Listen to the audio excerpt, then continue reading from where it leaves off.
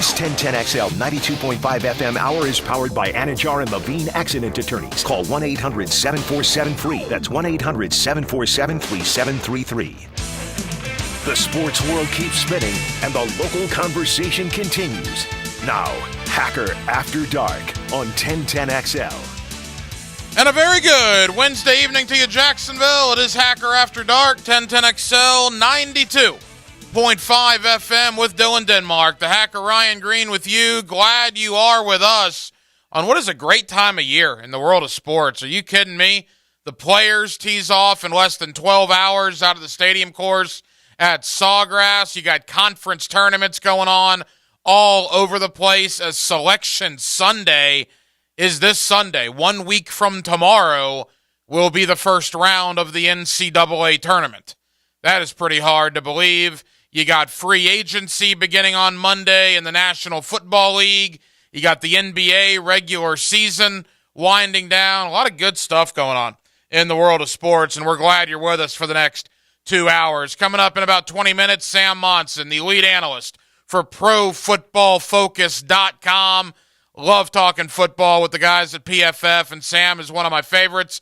We will talk Jaguars, Evan Ingram, Calvin Ridley, free agency, a little AFC South, and look big picture at the Aaron Rodgers and Lamar Jackson stories as well. So Sam Monson of Pro Football Focus coming up in 20 minutes. Coming up at the top of the 9 o'clock hour, my man Joe Cowart as we preview round one of the players. But it was a big day for the Jacksonville Jaguars, a departure and an arrival. And every night here on Hacker After Dark, we do give you a big deal of the night. And Dylan Denmark. Let's do that right now. Time now for the big deal of the night. What's the big deal? What is the big deal? No big deal. It is a big deal. On Hacker After Dark. It is a very big deal. And the big deal is the arrival. We will begin there. It is the arrival of Calvin Ridley. Calvin Ridley was in town today. Calvin Ridley got a tour of the stadium, a tour of the facilities. There's a video on Jaguars.com of Calvin Ridley arriving, and there was a picture in that video of the embrace between Trent Baalke, Doug Peterson, and Calvin Ridley. I tweeted out on my Twitter feed, at Ryan Green, 1010XL. Believe it or not, that's actually what it does say on my birth certificate. Ryan Green does not say Hacker on there. So at Ryan Green, 1010XL, your goal in life should be to find somebody that is as excited to see you as Doug Peterson and Trent Baalke were earlier today to see Calvin Ridley. That was quite the embrace as Calvin Ridley reinstated earlier in the week, and he is officially now a Jacksonville Jaguar. What does he bring to the table? Well, he brought a lot of highlights to the table when he was in Atlanta. This is one that happened in the state of Florida against the Miami Dolphins, courtesy of Fox Sports. They need 3 for a first down, 5 for a touchdown. Ryan on the move to throw for the end zone. Touchdown, Calvin Ridley. You hope you get a lot of that, except from Matt Ryan. Obviously now it would be from Trevor Lawrence. Calvin Ridley did sit down with Bucky Brooks on Jaguars.com. Really interesting interview that he did. The folks at Jaguars.com did a terrific job with this. Speaking of Jaguars.com, as a matter of fact, our guy Brian Sexton of Jaguars.com will also join us later on Hacker After Dark this evening. But listen to some of the comments that Calvin Ridley gave to Bucky Brooks there on Jaguars.com. One of them, Calvin Ridley was asked the hardest part of not playing for what has been now about a year and a half. His last game was October of 2021. What was the hardest part of the last 18 months? Having to watch it at home and knowing I really can't, there's nothing I can do to get back into the game until I get approval, So that, the game being taken away from me, and I was just like, man, I can't sit home all day. I need a job. What I do is I always worked every day. Football was my job for most of my life. So that was the hardest part, just not being able to run and, be a part of a team and, feel important at that moment. So it was hard. You know, it's interesting. I don't know if you guys saw this. The Players Tribune, Trevor Lawrence did something right after the Jaguars were eliminated about a month and a half ago, thanking Jaguar fans. And today, Calvin Ridley came out with his own piece in the Players Tribune talking about suffering from depression, suffering from anxiety. The worst mistake of his life was betting on the National Football League. And then in turn, though, where he is now, thanking the Jacksonville Jaguars for giving him a second chance, how much he loves the game of football, maybe now more than ever because he's been without it for the last, year and a half plus. And he basically said, look, if I'm healthy, I'm getting 1,400 plus yards minimum as a Jaguar.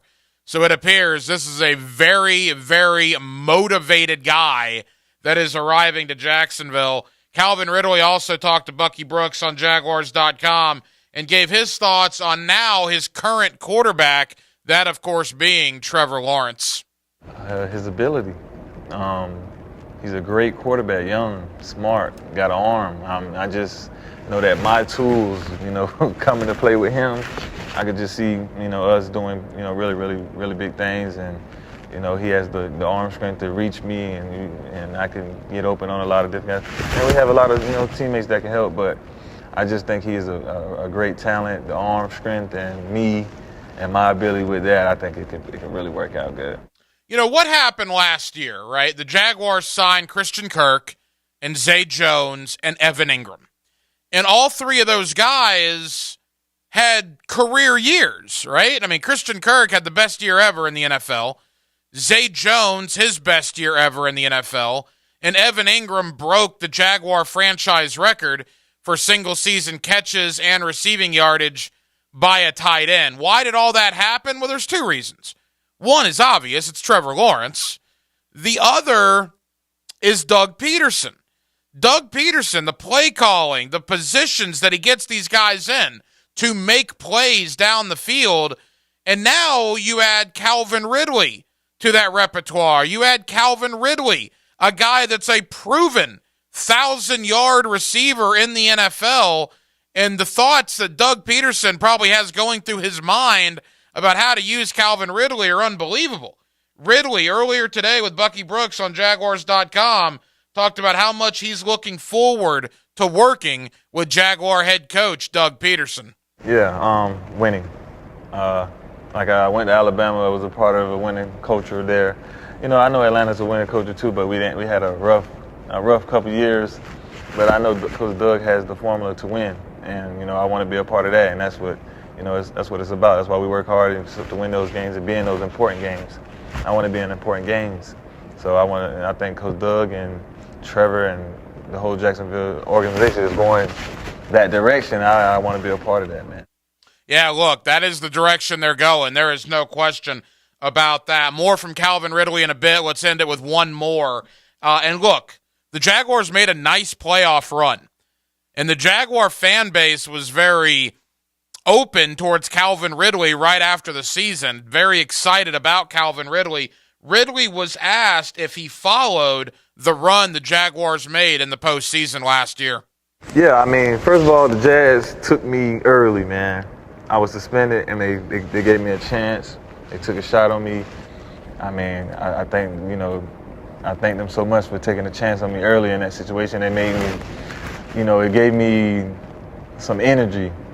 I had a team to watch. I had a reason to, want to come back and be a great player. And like you said, they started playing amazing. So it was really fun for me to watch them, get better. And I'm ready to get out there, man. That's all I can do. I don't really like to talk too much about it. I just want to play. So there you go, the newest Jacksonville Jaguar, Calvin Ridley, in his sit-down with Bucky Brooks. You can see the entire interview over at Jaguars.com, but it's very excited, you could tell in his voice, to get going. The offseason program begins April the 17th, and Calvin Ridley, now that he has been officially reinstated, will be a part of that program. A guy that will not be a part of that program is Shaquill Griffin. Shaquill Griffin cut earlier today by the Jacksonville Jaguars. That saves $13 million against the salary cap, and the Jaguars wash away. Look, I am not anti-Shaquille Griffin, the guy, right? There are some guys the Jaguars signed that I just wasn't very big fans of, player-wise or personally. Hugh Douglas jumps right to mind with what he did here in Jacksonville and the absolute lack of caring that he gave for this city and this organization. Jerry Porter is another one. Just absolutely ridiculous what Jerry Porter did here, or better yet, what he did not do here in his time. I'm just not big fans of those guys, period. Shaquille Griffin's a little different. I like the guy. He just wasn't a very good signing as a football player. Injuries, what have you, it just didn't work out. But there's no mistaking the fact that Shaquille Griffin will go down, or at least is on the list, as one of the worst free agent signings the Jaguars have ever had. Is he Jerry Porter? No, probably not. Is he Hugh Douglas? No, probably not. Is he Bryce Pop? I think there starts to be the conversation there. You know, I mean, it did not work out here.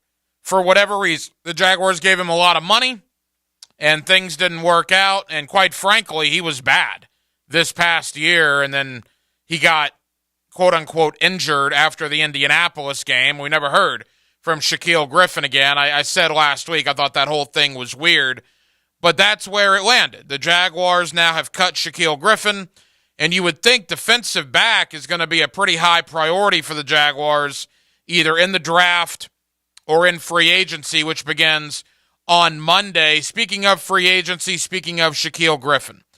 And I'll put a poll up, but I mean, the problem with a poll like this is it's going to depend on age, right? Most Jaguar fans on Twitter, are younger, so they'll probably say Shaquille Griffin. Maybe they don't remember Hugh Douglas from 20 years ago. Denmark, do you remember how bad Hugh Douglas was here? 20 years ago, I was 5 years old, so that'd be a negative. Okay, no, I'm just asking. I mean, look, I remember NFL stuff when I was 7 or 8, so I have no idea what your memory process is. Hugh Douglas was here, I think, 2003, 2004, and he was terrible. He was absolutely terrible. Jerry Porter, same thing, terrible. Nick Foles, awful signing, just awful. In fact, come to think of it, Nick Foles might be the worst free agent signing the Jacksonville Jaguars have ever made.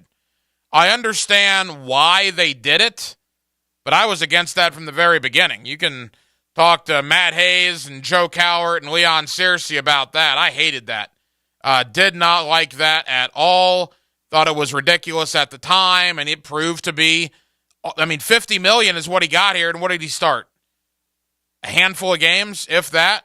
Yeah, he got hurt at the very beginning of his Jaguar tenure, but he was awful when they brought him back after injury. When Gardner Minshew, a 6th-round rookie, is clearly better than you as a quarterback, and you got $50 million guaranteed by the Jaguars, yeah, Nick Foles probably is going to go down, at least to this point, as the worst free agent signing in Jaguar history. But Jaguar fans, who am I missing? I've mentioned Nick Foles. I mentioned Hugh Douglas. I mentioned Jerry Porter. Unfortunately, Shaquille Griffin, with his release today, is probably on that list. The Bryce Pop thing, you got to go way back in the memory banks for that. That is for us older Jaguar fans. Bryce Pop was signed here in when did he come in? 96, 97.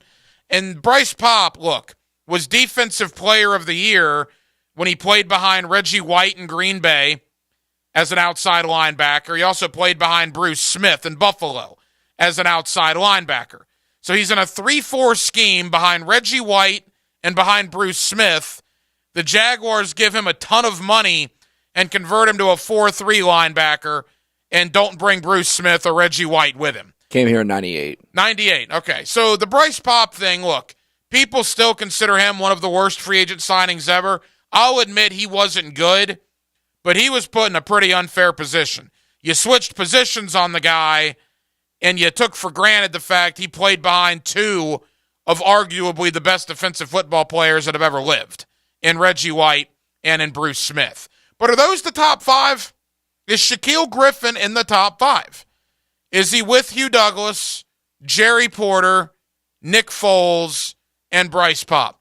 Hit me up on the text line, designed by Lifetime Enclosures, 641-1010. We also might take some phone calls later on. in the program. The Shaquill Griffin era of Jaguar football has come to an end.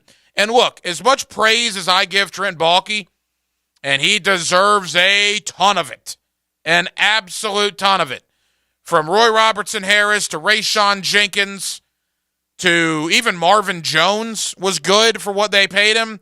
And then obviously you get into Arden Key, Darius Williams, Fatukasi, Oluwakin, Kirk, Zay Jones, Ingram, Brandon Sheriff. Home run after home run after home run for Jaguar general manager Trent Baalke. The one that he messed up was Shaq Griffin. You can't get them all right. No one's perfect. Believe me, in the world of NFL general managers, no one is perfect. And that's Baalke's one that he probably wants back, is Shaquill Griffin. But again, that ends today. Shaquill Griffin released by the Jaguars. Wish him the best, man. Hopefully he can catch on somewhere else, turn his career around. He was a good player in Seattle. Good player in Seattle. But for whatever reason, did not mesh, did not work here in Duval County. But is Shaq Griffin in the top 5 worst free agent signings in Jaguar history? And am I missing anybody? Again, Porter, Douglas, Pop, Foles, Griffin. Is he in the top 5? Hit me up on the text line, 641-1010. Free agency begins on Monday. Will Aaron Rodgers be a New York Jet by next week? Will Lamar Jackson still be a Baltimore Raven next week? And will Jawan Taylor still be a Jacksonville Jaguar by this time next week? We got a lot to get into. Sam Munson, one of the lead analysts of one of my favorite websites, ProFootballFocus.com. Let's talk Jaguars, free agency, a little Anthony Richardson, and a little NFL news at large with Sam Munson of PFF.com. That's next. It's a Wednesday night in Jacksonville, Florida, with Dylan Denmark. The hacker Ryan Green with you. Jacksonville, we're glad you're with us. It's 1010XL, 92.5 FM. It's Hacker After Dark. My think tank now has a little something in the pipeline. It's an idea we like to call 1010XL. Waste Management is paying a $5,000 bonus to CDL drivers and heavy truck mechanics for jobs in Jacksonville, Green Cove Springs, Callahan, and St. Augustine. Apply online at wm.com/careers. Equal opportunity employer. Mr. and Mrs. Flavor, thank you for joining us. Great to be here. I'm Barry.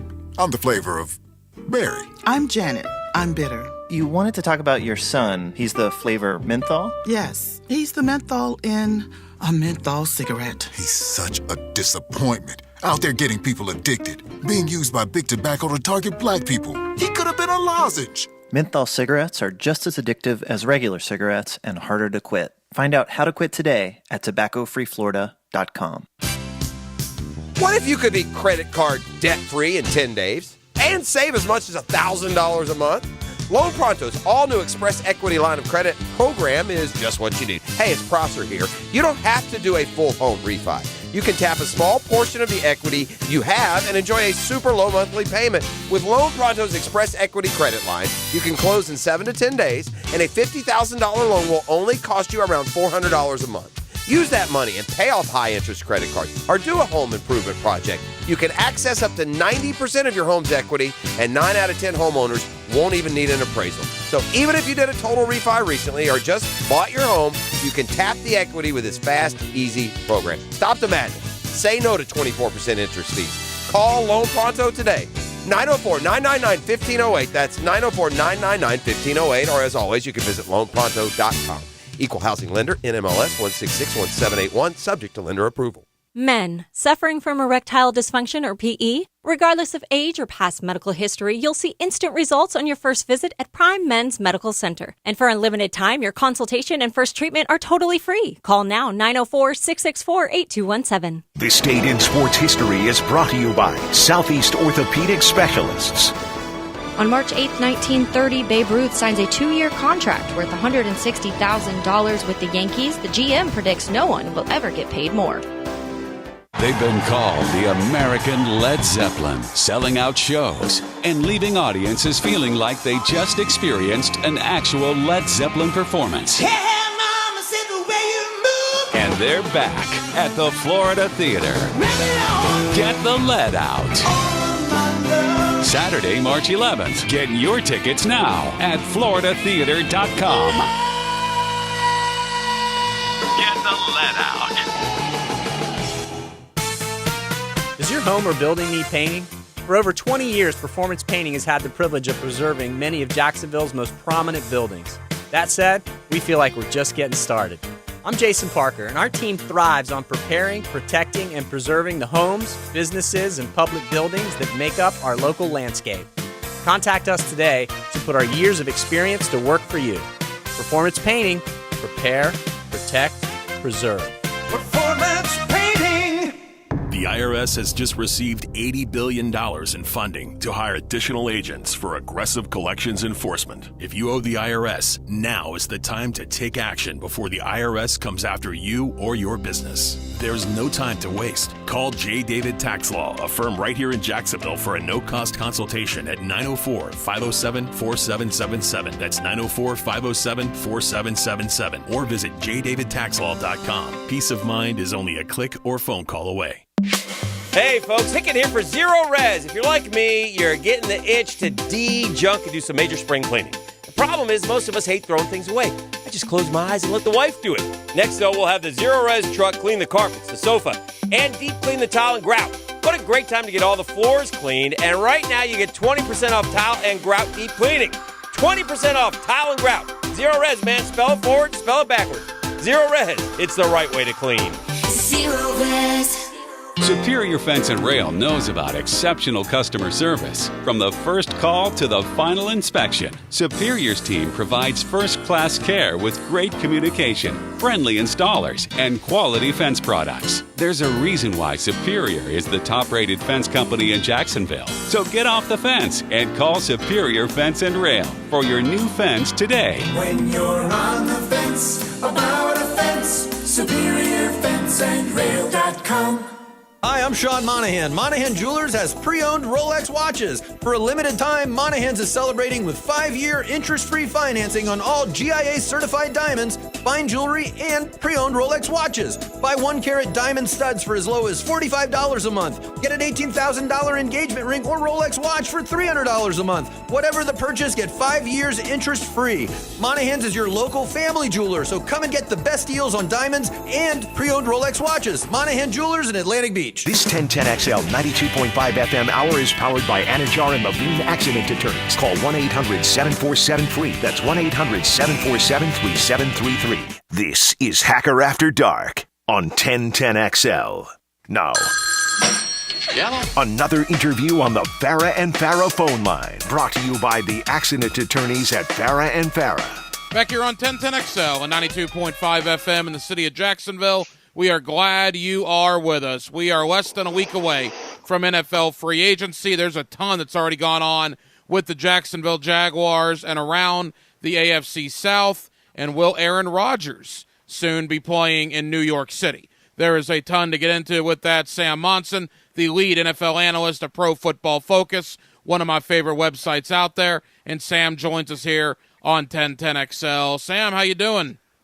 Doing great. How are you? Sam, we're good, man. Know you're busy this time of year. Thank you for the time. And we mentioned Jacksonville. Boy, a lot has happened right here in our own backyard this week. We'll begin with Evan Ingram getting the franchise tag. Sam, what was your opinion on that, the Jaguars tagging Ingram? Yeah, I think it was a good move. The franchise tag is interesting because for a couple of positions, I think it is still a kind of undervalued final number that those guys are going to be playing on for 1 year. I think tight end is definitely one of them.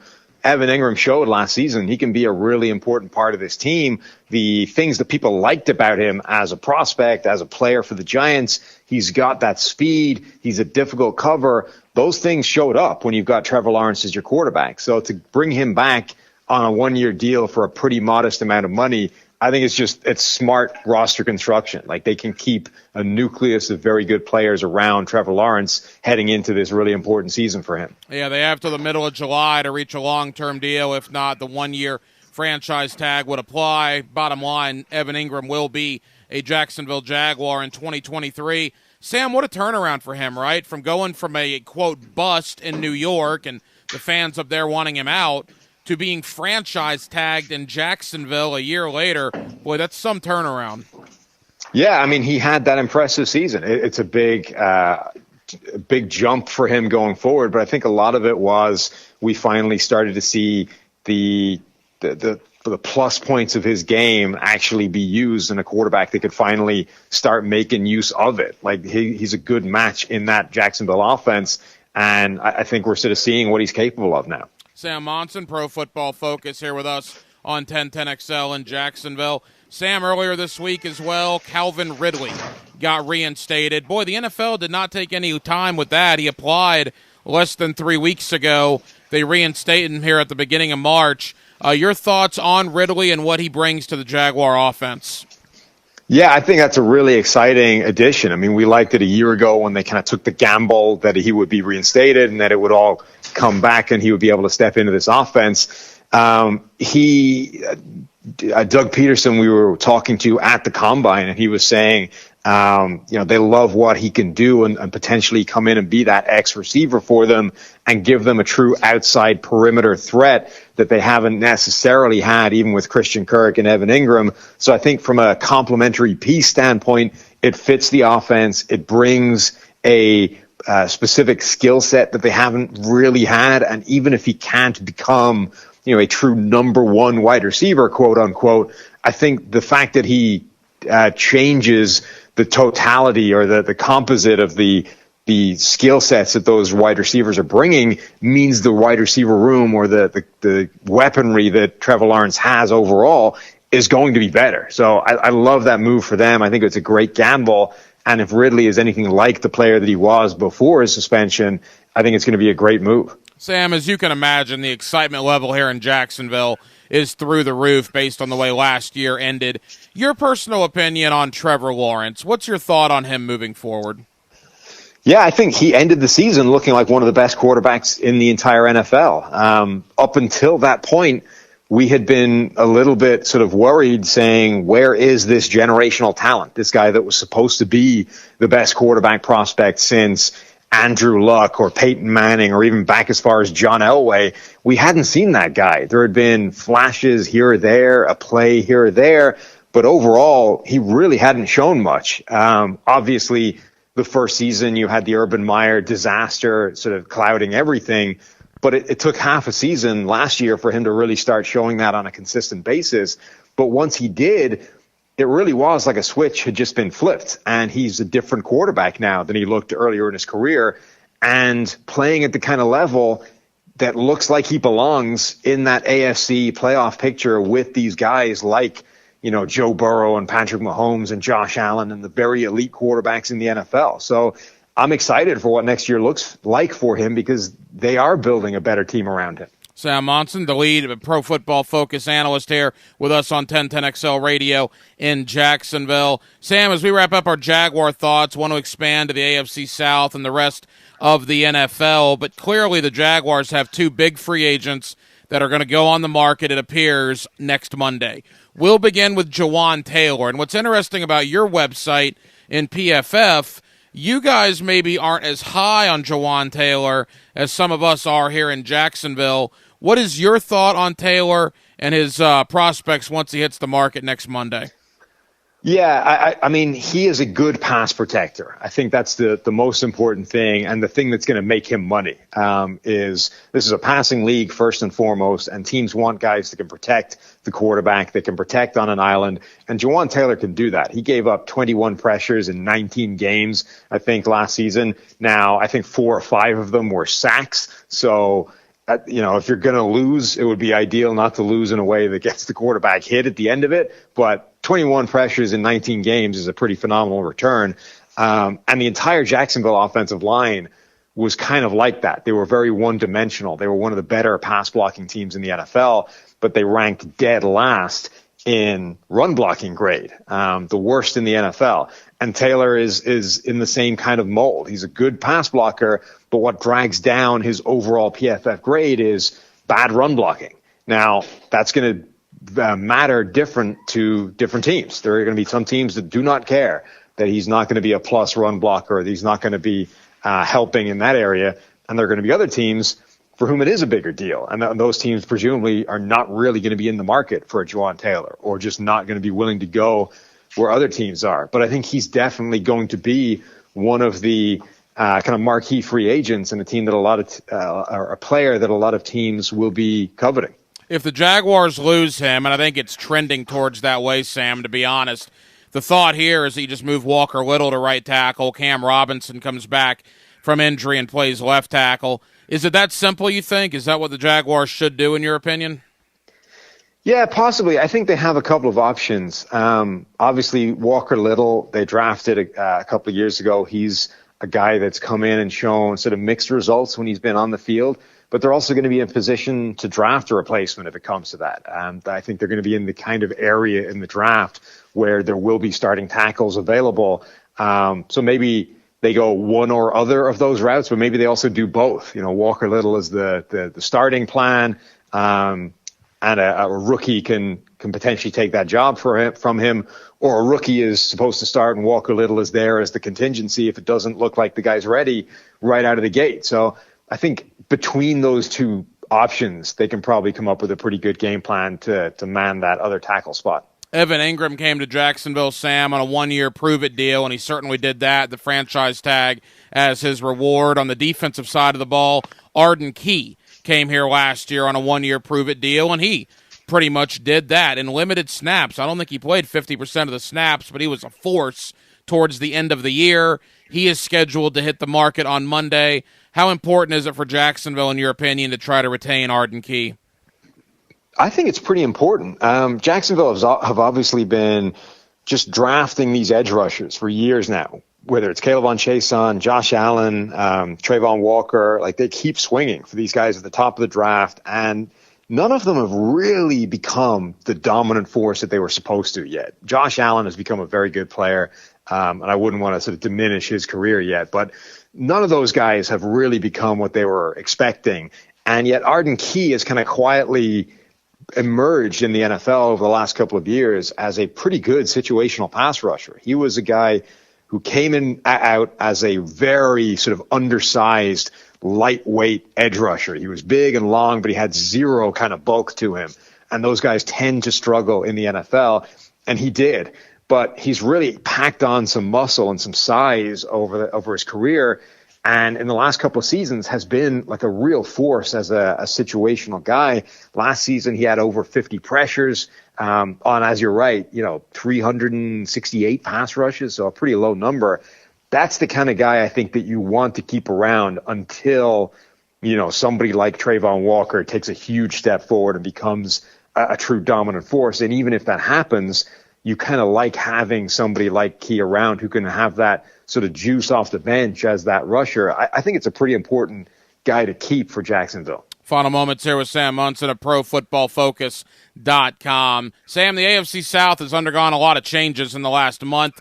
2 brand new head coaches in Indianapolis and Houston, potentially 2 rookie quarterbacks that are going to start for them this year. And Tennessee looks like they're on the verge of a full rebuild. What's your thought on the teams in the division outside of Jacksonville? Yeah, I mean, it's Jacksonville's division to win all of a sudden. Houston presumably are going to get their quarterback at the top of the draft. Even if they do, I think they have quite a long way to go to build a good team around that guy, so it's difficult to see them contending this season.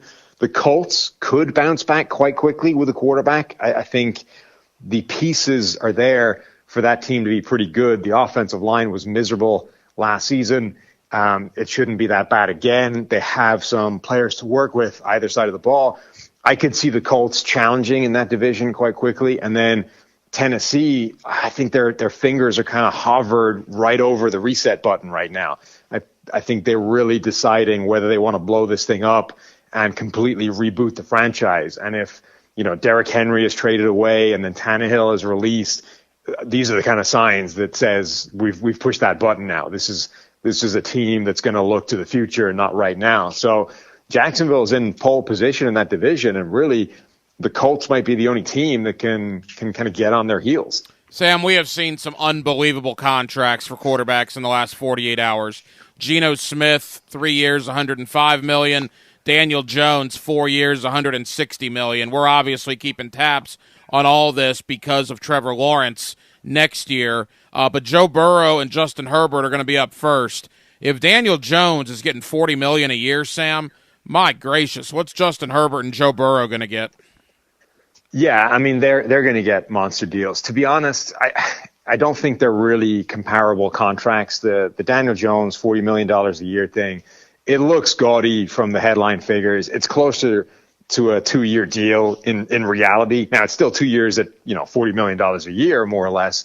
But when you consider the alternatives for them were to franchise tag him at between 35 and 45, depending on which type of franchise tag they used, maybe tag him again the next season if they still weren't quite sure. Like, you're in the same kind of area anyway. That's just how much it costs to keep a quarterback around on a second contract.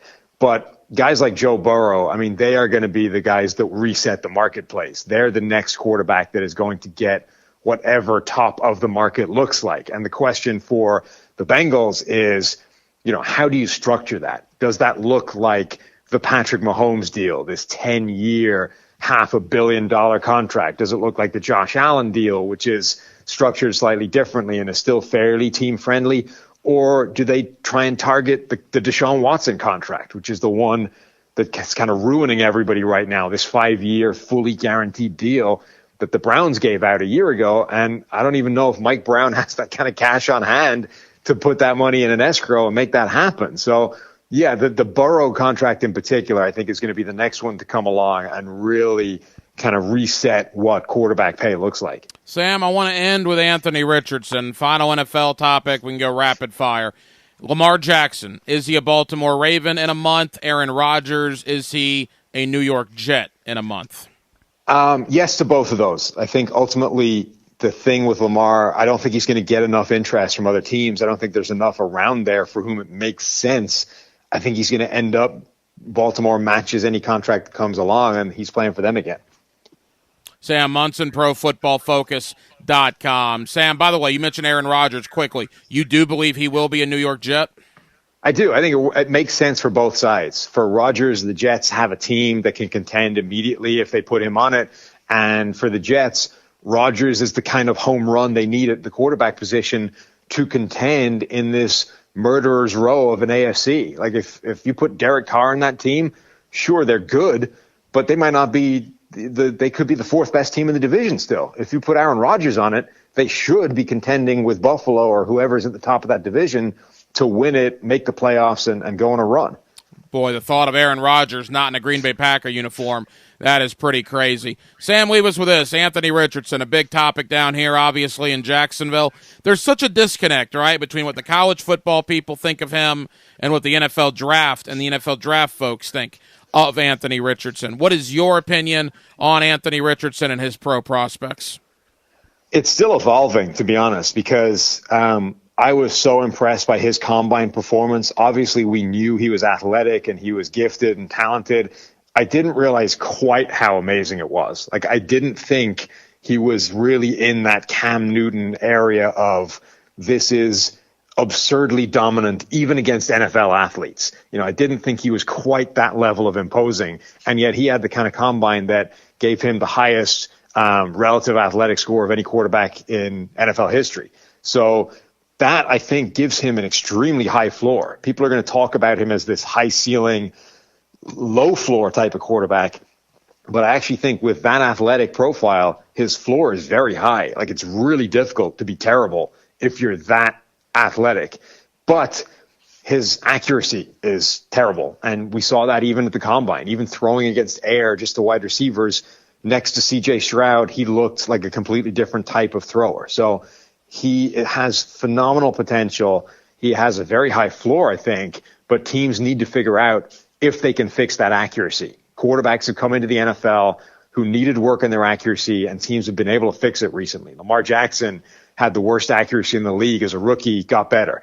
Josh Allen had terrible college accuracy, got better over the first few years. So if teams think they can do that with Anthony Richardson, there's a genuinely special player there. If they don't, I think there's still a capable player there, but it's going to be a very unique offense for them to build around him and have that work.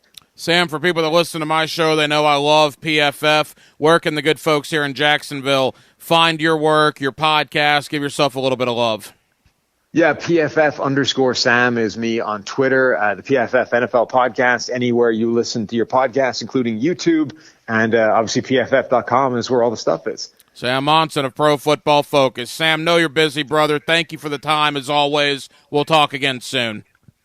No problem. Thanks for having me. There you go. Sam Monson of Pro Football Focus here with us tonight on Hacker After Dark, and we certainly appreciate him taking time out. And that's kind of where we are, right? We mentioned the AFC South. All right, brand new head coach in Indianapolis and Shane Steichen. They're going to draft a quarterback by all indications. And if you draft a quarterback in the top 5, odds are you're going to play him. So it could be a rookie quarterback and a first-year head coach in Indy, and the same exact thing in Houston. DeMeco Ryans now the head coach. They pick number 2. All indications are they are also going to draft a quarterback. So potentially 2 first-year head coaches, 2 rookie quarterbacks, and then I don't know what they're doing in Tennessee. We already know they've released Bud Dupree, Zach Cunningham, Taylor Lewan, Robert Woods, Randy Bullock. There's talk that they're shopping Derrick Henry. Some reports have disputed that, but at least there's still conversation about that. I like what Sam said. Tennessee has their hand hovering around the rebuild button. The question is, will they smack that button down, or will they try to wait one more year? Derrick Henry coming into the final year of his contract, so even if they don't trade him this year, one would think this would be his last year in Nashville. One would also think this would be Ryan Tannehill's last year in Nashville. So if they don't do the full rebuild this year and they try to piecemeal it together again with Tannehill and Henry, we'll see. But good grief. On paper, you just look at those 4 teams in the division, it's not even close right now. Not even close as to who the team that is by far and away the front runner is. And that, of course, is your Jacksonville Jaguars. More on the Jaguars coming up in the 9 o'clock hour. Brian Sexton, Jaguars.com, will join us at the bottom of the 9 o'clock hour. Coming up in less than 20 minutes, Joe Cowart, as we are inside of 12 hours away from the first round of the Players out of the stadium course at TPC Sawgrass. And we'll look ahead to first round action with my man Joe C. of XL Prime Time. As always, here on Hacker After Dark, a couple of things. Number 1, you can stream us every night on YouTube and on Twitter. Just go to 1010XL on both YouTube and Twitter. You'll see Hacker After Dark there, streaming live until 10 o'clock tonight. Feel free to give us a watch from the comfort of your own home. We would certainly appreciate it. And Dylan Denmark and I are givers here on Hacker After Dark. We're here for you, the late-night audience in Northeast Florida. We do this for you, the hard-working men and women that are out there making it happen. Or, I guess, those of you that are coming home from dinner.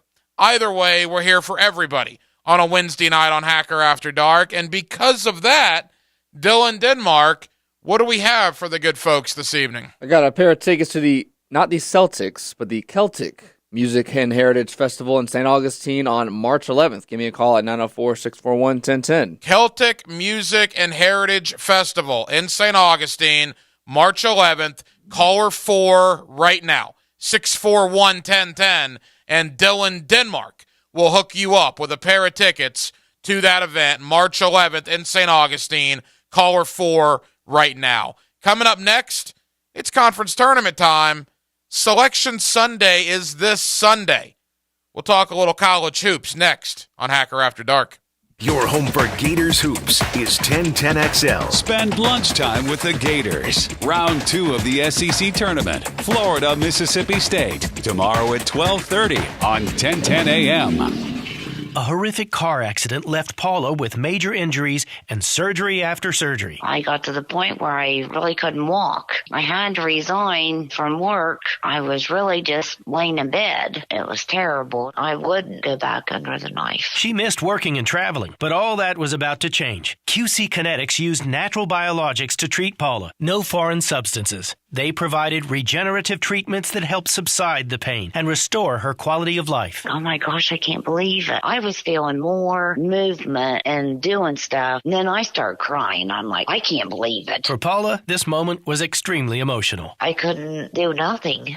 And now I'm working, and I was on my feet for 7.5 hours, and I feel good. I got my life back because of QC Kinetics. Call QC Kinetics now for your consultation. 904-274-5522. That's 904-274-5522. 904-274-5522. Hun, the drain really smells. Yeah, wow, it does. I think it's getting backed up. What should we do?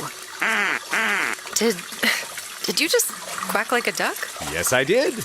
Duck Rooter, your plumbing pros in Northeast Florida. Need help with a plumbing issue at your home or business? Just call the Duck. When you're stuck, call the Duck.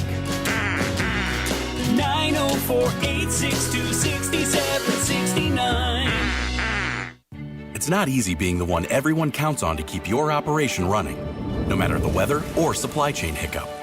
But we get you, Raymond in Buffalo, Maria in Miami, and Jules in Troy, taking control of everything that's under your control. At Grainger, we're here for you with high-quality supplies for every industry, plus real access to experts ready to call, click Grainger.com, or just stop by. Grainger, for the ones who get it done. Don't miss the Players' Championship March 7th through 12th at TPC Sawgrass. Invite your friends and family to enjoy the ultimate fan experience, complete with bites from your favorite local restaurants and front row access to the PGA Tour's best players. While on site, be sure to visit the expanded PGA Tour fan shop to stock up on this year's championship gear. Secure your spot at the iconic stadium course today. Tickets and parking passes are on sale now at theplayers.com. Follow the rise of the young Jags and daily discussion about where they're headed. We could be part of it. Jaguars Today. From the Jacksonville Orthopedic Institute studios. With Mike Dempsey, Fat Tony, and E.T. every weekday from 10 to noon on 1010XL. Let's fire up the flavor and ignite those appetites. Let's slow down and smell the barbecue. Because all your favorites are smoked for hours and ready for eating when you are. From our famous ribs to slow smoked pork. Enjoy some perfection by the plateful, safely in our dining room or in the comfort of your home. With curbside pickup, drive-through, and delivery. Sonny's Barbecue, local pitmasters since '68. Now is the perfect time to make sure your home is protected from storms by scheduling a complimentary roof inspection with Universal Roof and Contracting. Protect your biggest investment, your home. Get $500 off a full roof replacement and $250 off roof repairs. This offer expires March 31st and restrictions apply. Universal Roof and Contracting, proud partner of the Jacksonville Jaguars. License number CCC 133-0147, CBC 125-8484. UniversalRoof.com. Denny Thompson here. If you're like me, you want your TV room or man cave to look and sound amazing. Football blasting with multiple TVs. But you're probably not sure how to get there. Well, do like I did and call Tyson Sound and Security. Whether it's TV mounts, home theater systems, setting up the best surround sound, they'll hook you up and make you look like a pro, and it may not cost as much as you might think. Call today and have them assess your TV room or man cave. Tyson Sound and Security, security and automation expert.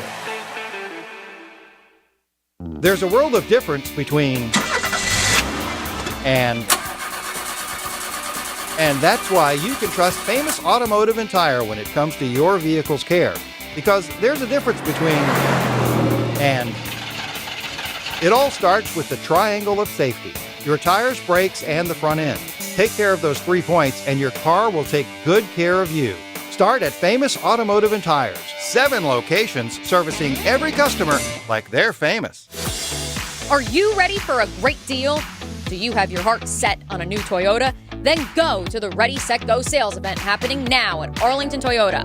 Of course, at Arlington, you get Ready, Set, Go deals and more, like 30 days to love your new purchase or exchange it. Plus, every new Toyota comes with Arlington's lifetime warranty.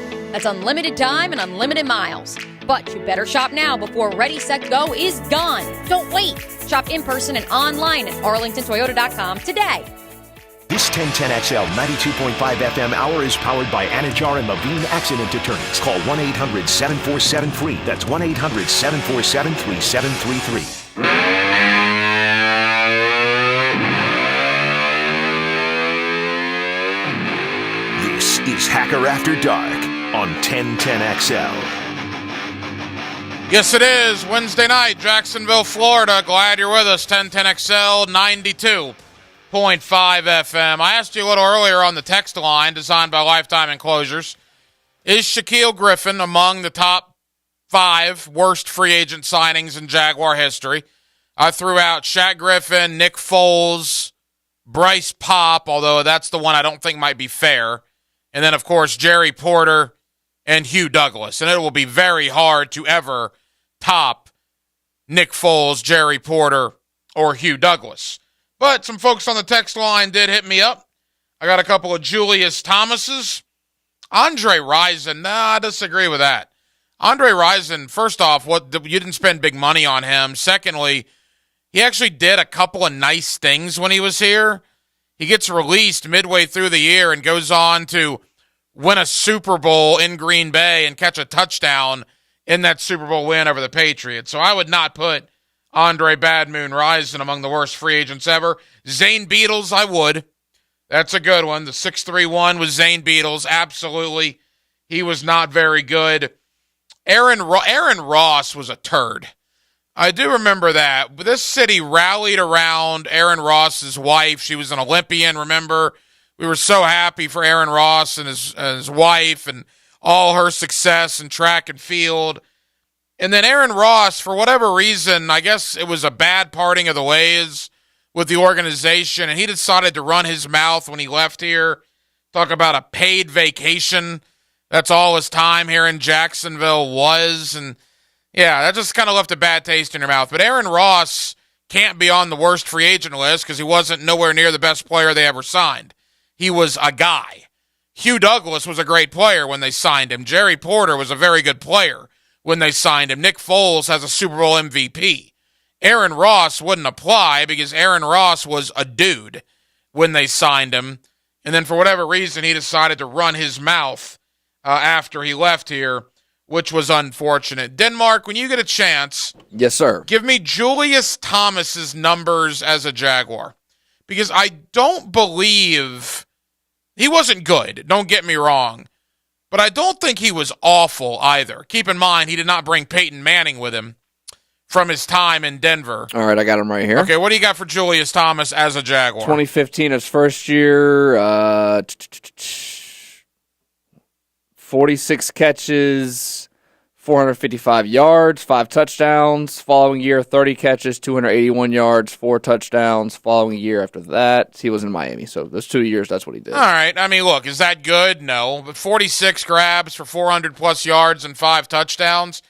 I mean, if you want to do stats, he had more touchdowns that year than Evan Ingram did this year. 10 yards a catch. Yeah. I mean, is that good? No. But does that make you one of the worst free agent signings in Jaguar history? Probably not. That's a very meh. Jerry Porter was awful. Nick Foles was awful.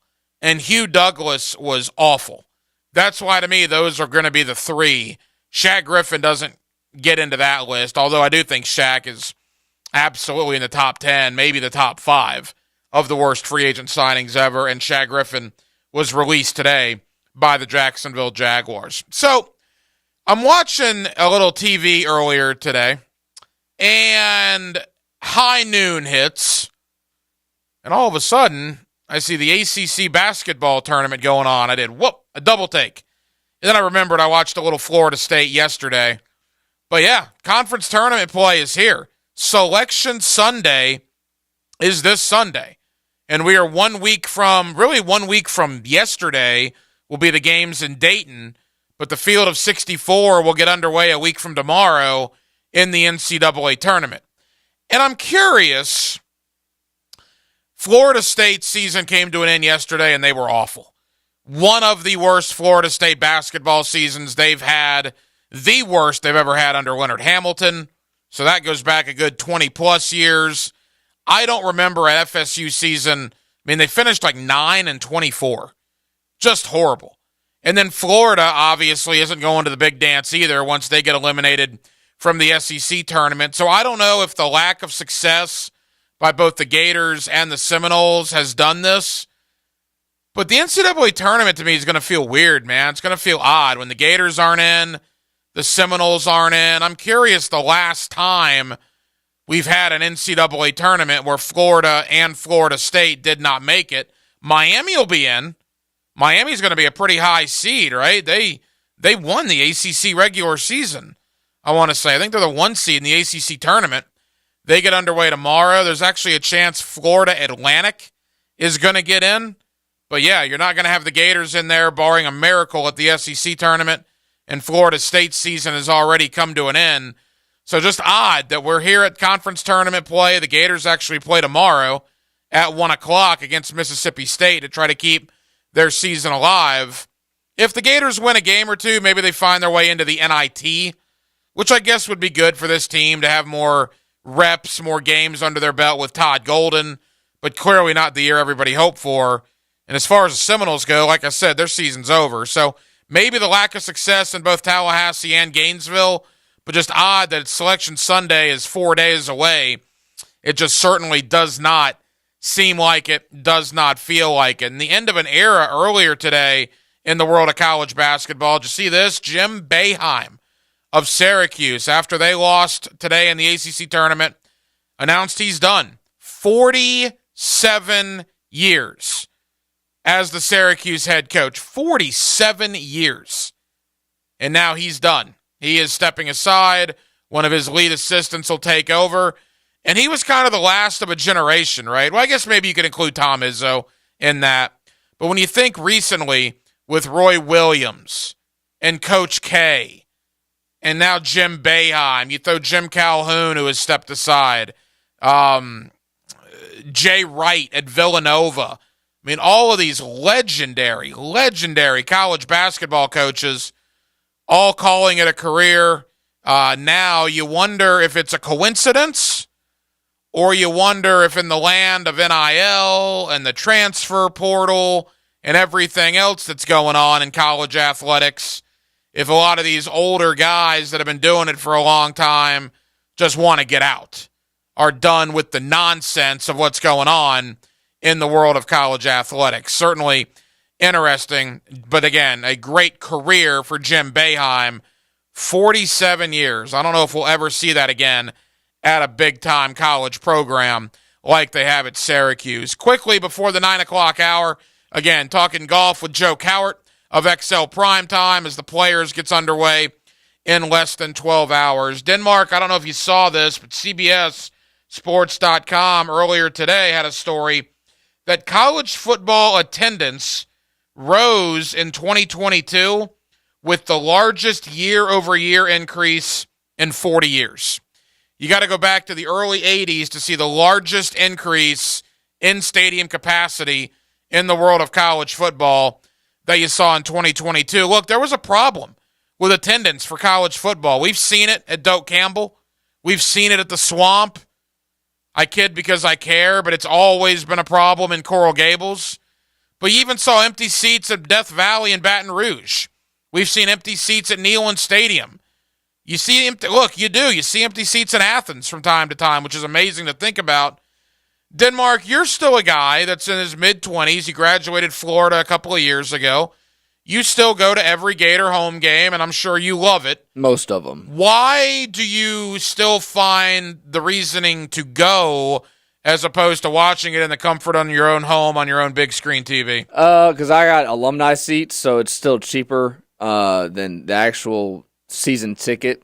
I think the season ticket's like almost double what it is for the alumni. So that's one reason. And another reason, I mean, it's just a big game. There's nothing like being at a big game. Like Florida, Alabama in 2021. Last year, the Florida LSU game, that wasn't really as big. There was one game am I missing? I was big in the Swamp last year.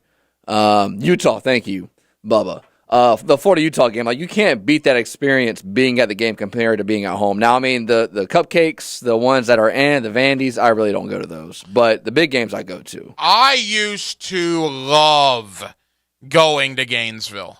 I've been to Baton Rouge. I've been to Knoxville. I've been to Vandy, believe it or not. I've been to Commonwealth and Lexington. I've been to a lot of SEC stadiums. And I used to love it, man. But college football became the victim of their own success.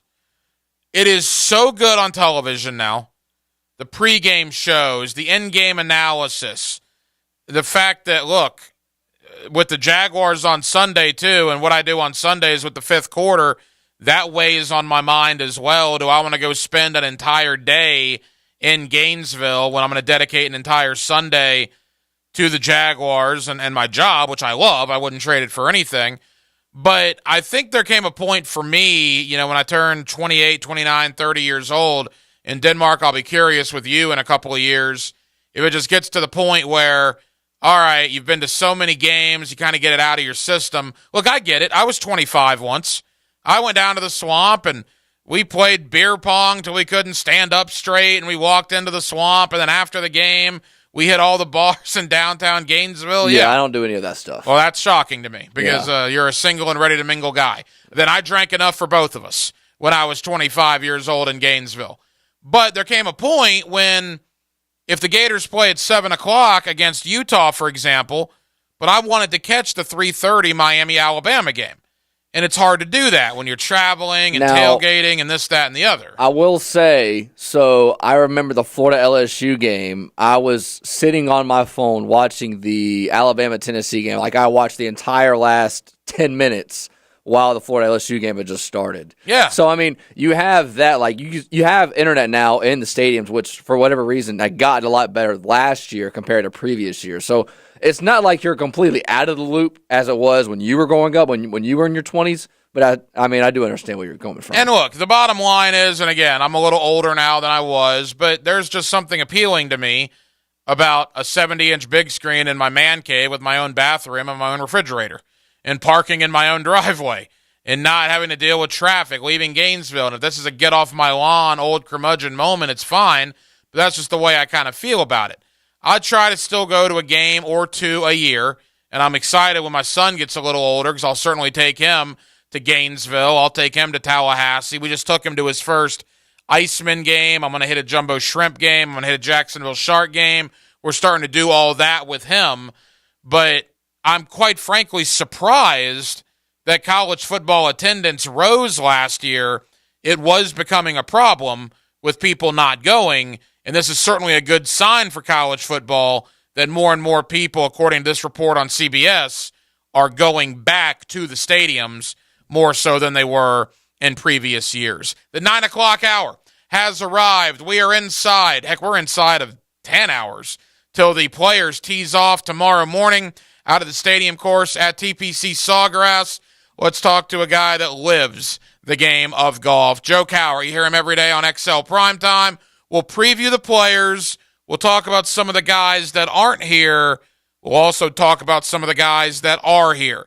That's next. Hacker After Dark on a Wednesday. 1010XL, 92.5 FM. 1010XL is your radio home for the Players' Championship with live Southeast Orthopedic Specialist leaderboard updates. There it is!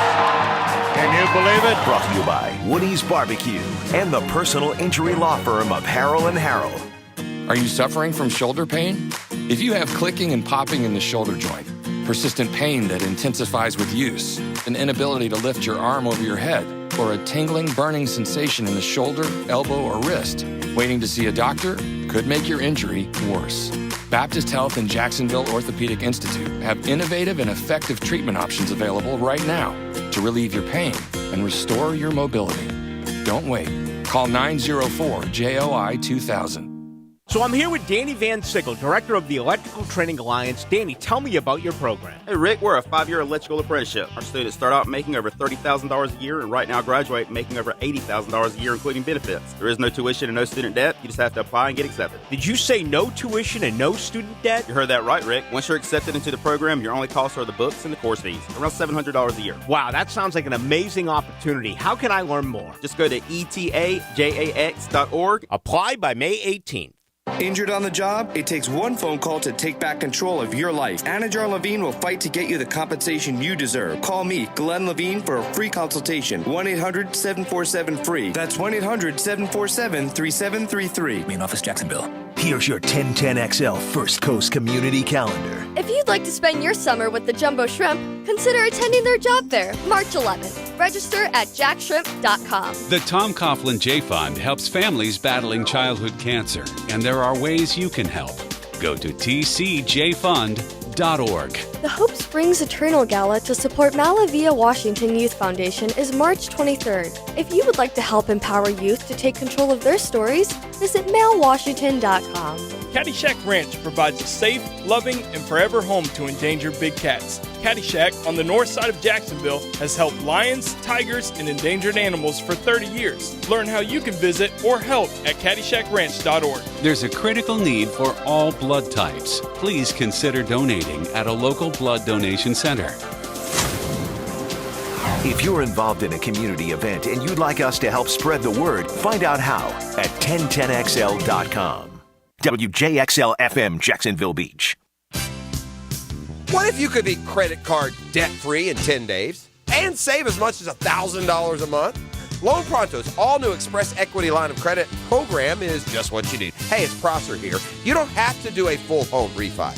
You can tap a small portion of the equity you have and enjoy a super low monthly payment. With Loan Pronto's Express Equity Credit Line, you can close in 7 to 10 days, and a $50,000 loan will only cost you around $400 a month.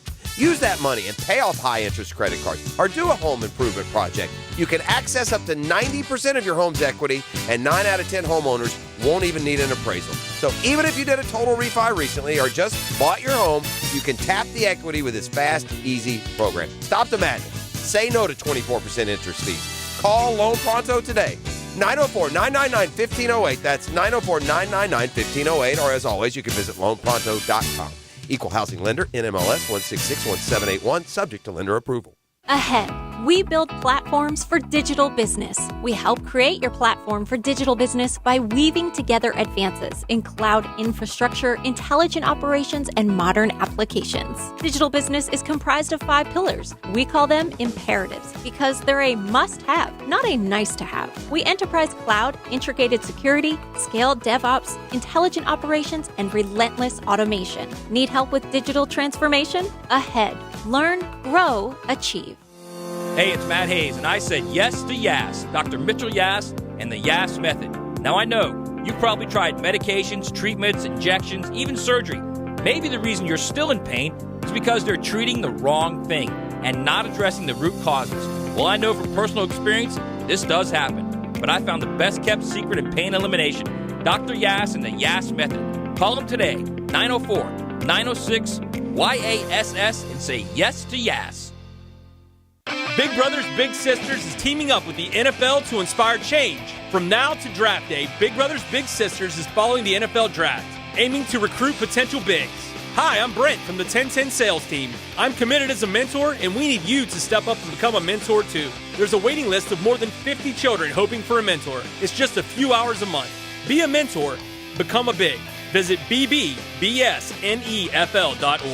Be a mentor or visit Big Brothers Big Sisters and click on Big Draft. Colorectal cancer is the 3rd most common cancer in men and women. March is Colorectal Awareness Month, and if you're over age 45, get screened for any signs and symptoms. Visit Ackerman Cancer Center where their experts can see you same or next day at ackermancancercenter.com. This 1010XL 92.5 FM hour is powered by Anajar and Levine Accident Attorneys. Call 1-800-747-FREE. That's 1-800-747-3733. Hacker After Dark on 1010XL. Now, hello. Another great guest on the Farah and Farah phone line. Brought to you by the Accident Attorneys at Farah and Farah.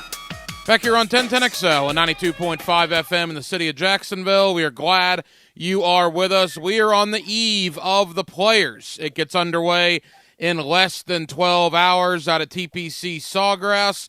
An interesting field this year, although some big names not here, thanks to the Live Golf Tour, which we will get into in just a moment. Let's go to the mayor of Ponte Vedra this time of year, my man Joe Cowart. You get him every day on XL Primetime, and he's always kind enough to join us here on Hacker After Dark. Joe C., how we doing, bud? I'm doing great, dude. I think I might have lost my Merrill, of Ponte Vedra, but I know all the mares now. That's how I'm kind of routing myself around TPC Sawgrass. I go find the new mares, newly elected ones. I just know in the 10 years you and I did radio out there, this week, above all weeks, it was a pleasure to know you because literally everybody came up to Joe Cowart with a fist bump or a handshake or whatever. All right, Joe, what's the feeling out there? You've been out there a couple of days now. The tournament gets underway tomorrow morning. Certainly some storylines coming in, but a broad overview. How are things shaping up this year? Well, I think it's the way the tour schedule has unfolded with these really big names going toe-to-toe, head-to-head each week. And we can go back to Riviera. We can go to Bay Hill this past week. There has just been some really good moments for the tour. And we've seen Jon Rahm already win 3 times. We saw Kurt Kitayama beat a lot of the game's best this past week. And so it's setting up. We have a ton of the top players in the world that are here, even though you have some that aren't. The defending champions not here. That certainly is a talking point for not just for the fans, but for the tour itself. But you still have the cream of the crop that's coming here. And this golf course looks like it is growing in beautifully. There's going to be some thick rough. I don't know how fast the greens are, but we're seeing changing conditions really from today all the way through Sunday. It's going to be maybe a little windy one day, a little cooler one day. It's going to warm up. Then it's going to go back to being cool. It might rain. So bottom line is it's going to change the golf course day to day. Yeah, you mentioned Jon Rahm, the tear he's been on as of late. Is he clearly one of the favorites coming into this thing? Oh, he's the best player on the planet. He blew up. He runs hot when he does not play well. It's just kind of in his Spanish blood. He runs hot, but he is the best player on the planet right now, and he has scored well here before. Now, he hasn't been able to put it all together, but he definitely is going to be one of the guys. If you're looking at betting favorites, he's going to draw as much attention as anyone at the betting window. And, Rory certainly is going to be one of the guys that people will be looking at.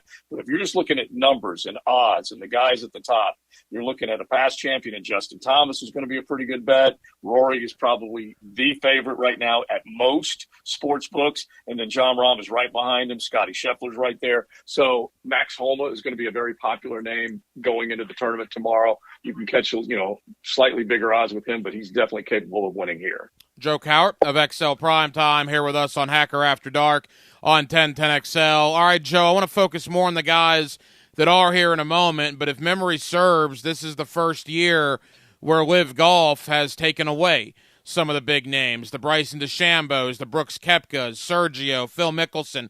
You mentioned Cam Smith, the defending champion, is not here. What's the thought? I mean, this tournament, above all others, Joe, appears to be the tournament that is probably affected the most by the Live Golf Tour. Yeah, it is. And the fact that the majors have stepped forward and basically said that they're going to, until an agreement is reached, they're going to take the world rankings. They're going to allow those players who are eligible to play in their tournaments.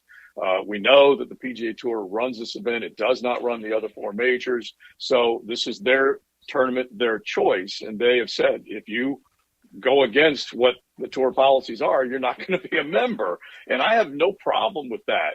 But Steve Elkington, a two-time winner of the Players, was on XL Primetime with us yesterday. And he said he would just like to have seen all 5 say, okay, you can play until the world ranking points figure themselves out. It would be nice. It's just impossible right now. You cannot. And look, I work for the tour. Everybody knows that that's listening. But you cannot have a rival tour, poach players, pay them guaranteed money, and then invite those guys to come back and compete for your biggest prize. The winner gets $4.5 million. This is a $25 million purse. You can't have both of what you want. Okay, it's a wife and a girlfriend. You just can't do that. And so no, they're having to live with it. It sucks that Cameron Smith is not here, but it's just the way it is. Final question about the Live Tour, and then we'll get back to more pressing issues with the Players beginning tomorrow out there at Ponte Vedra. Joe, it was every week that a big name was going to the Live Tour. And again, I'm not as tied in as you are to the golfing world, the golfing community, but it doesn't seem like that's happening near as much now as it was, 4, 5, 6 months ago. What is the reasoning for that? Well, I guess a couple of things. They spent a lot of money. for the guys that they went and originally got. And they saw this leveling out of, okay, we've got what is a 48-player field, and they probably are still out there with a salesman approach to try and poach one or two more just so they can ding the tour if they can. And you can follow the rumors. They think there's, one or two more that might be out there. A couple of weeks ago, one or two went over, but they're just not big names. And the other part of this hack is that that rival tour has now basically said, we paid all your expenses last year, you and your caddy, we took care of everything. Now it's all on you. You have to figure out a way to finance your team. You have to do these other things. And so the lower level guys are not seeing that big payday as originally thought. They're having to work for it a little bit, which is the way it should be. And so I just think everything's just kind of leveled out just a little bit to where they're not going to be able to go and milk the tour for more players. At least I hope not. I think there's still enough guys on this side of the golf argument that say, you know what, I want to play against the best. I want to see if I can beat the best, and I want to get the most out of it. Joe Cowart of XL Primetime. All right, Joe, as we begin to wrap up, let's take a look at the tournament. It does begin tomorrow morning with the weather forecast, the wind out there. That's always the big determining factor, right? Particularly on 17, a little bit on 18. What will the wind be doing? That's going to determine a lot as far as how hard the golf course is going to play. What does the forecast tell you when you look at it? Yeah, it's windy today, dude. It's chilly out here. It's certainly windy. It's going to, I think, still come in a little bit off the ocean over the next day or two. They're talking about rain possibly coming in Friday. We're talking about highs in the low 70s, basically 3 of the 4 days. So if you are out here or you're watching it and you see those flags just kind of at full tilt because that wind's pressing in off the Atlantic, it makes for a great golf course and a great challenge. And we all know they can score easily here if there isn't any wind. Now, the rough has grown up a lot more, at least in my mind. I'm walking around with the Military Appreciation Day yesterday and checking out Riley Green with the concert on 17. And you walk around a number of these holes and you're like, holy smokes, this is the further you get from the fairway, it's 3, 4, 5 inch rough. That's heavy duty. That's that overseeded rye that used to make this golf course play very tough. So going to have to drive it well. Not going to be able to pull driver out of the bag too often, especially if it is a little windy. So, yeah, I do think it sets up for a tougher golf course. And, look, I don't mind if we're somewhere around 12 or 14 under par at week's end. I like seeing scoring, and I think the tournament understands that as well. They don't want to beat the brains out of the player, but they definitely want to give them a challenge. Joe, for people listening tonight that are making their way out there tomorrow or certainly making their way out there at some point this weekend, what are some of the stops? What's new out there? What do people need to check out that maybe hasn't been out there before? Dude, you know as well as I do, Jared Rice, the tournament director, he never stops as far as looking around and going, what don't we have? What can we offer the fans, another level of experience everywhere you go? If you're coming out, hang around 17, that is obviously the signature Island Green, the must that you can sit on the hill. I encourage you betting, okay? If you sit on the hill, you pick 1, 2, or 3 golfer closest to the pin, first in. You can come up with all sorts of games. But behind 17, you got the Grove, and you got all sorts of really cool, spots that you can enjoy food there. Then you go over to Tacos on 12. You go to a Taste of Jack's between 11 and 12. They've got a new kind of redesigned par 5 9th, which I think is going to set up very, very well. The front side's got so many other spots around there where you can go and enjoy cold ultras, whatever you're into, and some great food. So you know as well as I do, dude, there's so much happening around this golf course. You shouldn't really want for anything while you're out here. All right, Joe, leave us with this. What's your gut telling you? You got a prediction? Who wins this thing? Well, I'm kind of a little bit all over the map. I like Max Homa a lot because I do think he's just got the game that's perfect for it. Colin Morikawa has not played particularly well of late. Off and on, had a big lead in Hawaii, then lost it. But I just kind of feel like he might have something for us. Will Zalatoris, I think, might have something for us. He's a guy who's won once. You can get nice odds on him. He's almost like a 30-1. And then another guy who's won here before and is really starting to crest up again, and I love seeing it, is Jason Day. He and Tiger Woods are the only players in the 21st century that were number 1 coming in and won this tournament, and I'd love to see him be able to get back in it. So he would be one to watch too. You get Joe Coward every day on XL Primetime. He's always kind enough to join us here on Hacker After Dark. Joe C., enjoy the players. This is your week, my friend. We'll be listening. Thank you very much. All right, dude. Thank you to Joe Coward for joining us tonight here on Hacker After Dark. Again, we'll have live coverage of the players with players updates all day tomorrow, Friday, Saturday, and Sunday. And a lot of our shows will be out there on location tomorrow and Friday. Back into the world of the Jacksonville Jaguars. Calvin Ridley was in town today. Shaquille Griffin has been cut. Evan Ingram has been franchised. And free agency, well, that begins on Monday. Brian Sexton, Jaguars.com. Let's talk Jaguars offseason next on Hacker After Dark. He's nationally syndicated sports writer Matt Hayes. And you might be... And he's Jags beat writer Hayes Carline. At least he got his name right. Get more Hayes. I gotta get me one of those. Afternoons on 1010XL. Legends of the Billy Joel Band, the Lords of 52nd Street, performing the hits you know and love from Billy Joel. Got a call from an old friend, we used to be real close. Friday, March 10th at Florida Theater. Get tickets at floridatheater.com or call 355-ARTS. Say goodbye to Hollywood. The Lords of 52nd Street. Say goodbye, my baby. Friday, March 10th at Florida Theater. It's your go-to for golf talk. The Edwin Watts Golf Hour. All we need to do is develop the rest of your game. Then you'll be unstoppable, son. Get local updates, gear reviews, and all things golf talk. Saturday mornings at 10 on 1010XL. This is your Mad Dad's Update with Chapter President Donald Ford. Hello, Jacksonville. I'm going to get right to the heart of the matter. We have had 485 shootings in 2022. This includes murders and individuals being shot. Jacksonville is well on its way to being the murder capital of Florida per capita population again. The answer to the problem is simple. We as a community have got to come together and encourage one another to break the code of silence. Jacksonville cannot solve the problem, and they were not there when it happened. They desperately need our help. We have got to say enough is enough. I'm not going to take any more. Our family could be the next victim. Hit me on Facebook and tell me what you think. For information about Mad Dad, go to Mad Dad's Jacksonville Chapter Facebook or MadDad'sJacksonville.com.